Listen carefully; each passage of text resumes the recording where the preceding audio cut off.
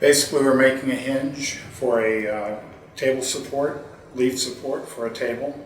And the first thing we want to do is get a long piece of wood and cut it into two sections. This piece of wood has been milled to exactly 3/4 of an inch, and it's 3 3/4 of an inch wide. It's going to give us 5 knuckles on this hinge that will be 3/4 of an inch each. First thing we want to do is lay out our witness marks with this marking gauge that is set at exactly 3/8 of an inch. We want these marks to be pretty deep so they don't go away when we start doing our routing process. I'm going to go over them a couple times. And this is a cutting gauge. It does actually cut a groove right in the piece of wood. A marking gauge commonly has a little pin sticking out of it, has a tendency to tear the wood fibers. And we'll go ahead and do this one.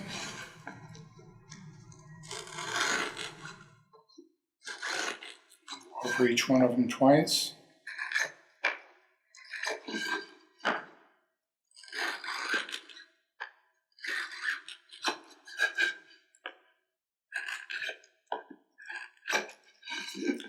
And mark the center line where our drill bit will be going.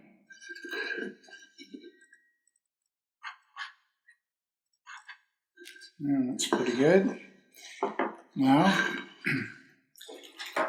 if you are over 65, you may want to take into a mechanical pencil and just drag it right down through these marks.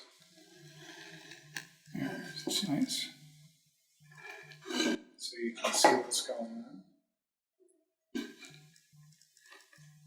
And again, let me emphasize, it's very important to have this piece of wood as close to 3/4 of an inch as possible, because the router bit that we're going to be using is a 3/4 inch half round, and it is pretty precise, and our wood has to be exact.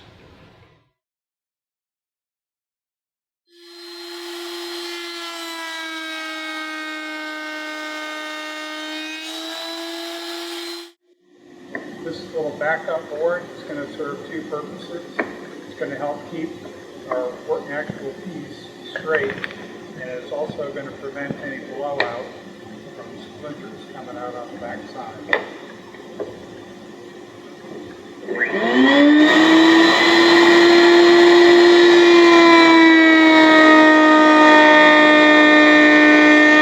Okay, one thing, whenever you're setting your router table up, deepest part of this cutter has got to be just a little bit in from the fence.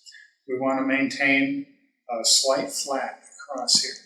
It's very minute, but it is there. So ideally, if there's about an 1/8 or a 1/16 of an inch flat all the way down through that section, that is most important.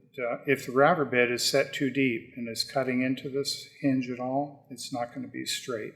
You're going to end up with a little step on the end. It's kind of like snipe on a planer. This is a jig that I've made for cutting the knuckle on the hinge. It's all made out of plywood. As you can see, I've modified it a couple times. I started out, these little fences were smaller and they just weren't substantial enough.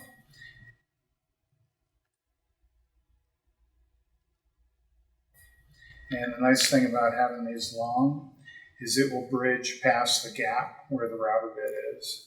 The first cut will be done flat, and it will cut just this rounded section. The second part will come up and do this flat 45-degree angle that will keep the hinge or the leaf from going past 90 degrees. A nice little floating maple wedge that holds it in there. It doesn't take much pressure either, just quite simple. That does it.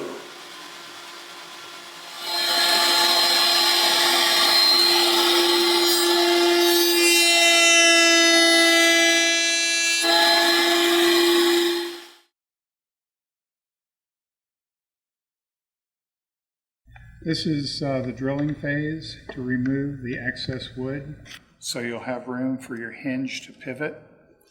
What I'm going to do is mark 3/4 of an inch from the outside edge down to where the first knuckle will be.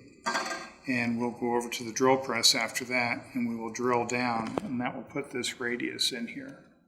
And that will give the hinge room to pivot. I've got two different choices of drill bits here. One is a Forstner bit, works very well. The other one is just a regular twist drill that I've sharpened to a brad point so that it will center and cut wood nicely. Nice thing about these is that we'll cut on the outside edge first and they'll make a nice clean hole. The Forstner bit would probably actually work a little bit better in this situation, but I don't have one that's 13/16, so we're going to go with a twist drill. All right, I've got my pencil marks on this side, and I'm going to just transfer them around to the back side. So when I flip my piece of wood over, I'll be able to tell where they are. I've got a little stop block here, so each one of them will stop exactly in the right spot. And give it a little clamp. Make sure it's cleanly up against the stop and that there is no debris, no wood chips up there.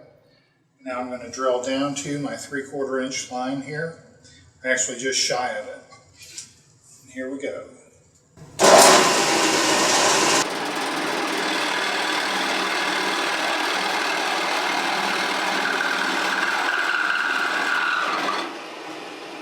Pretty sweet.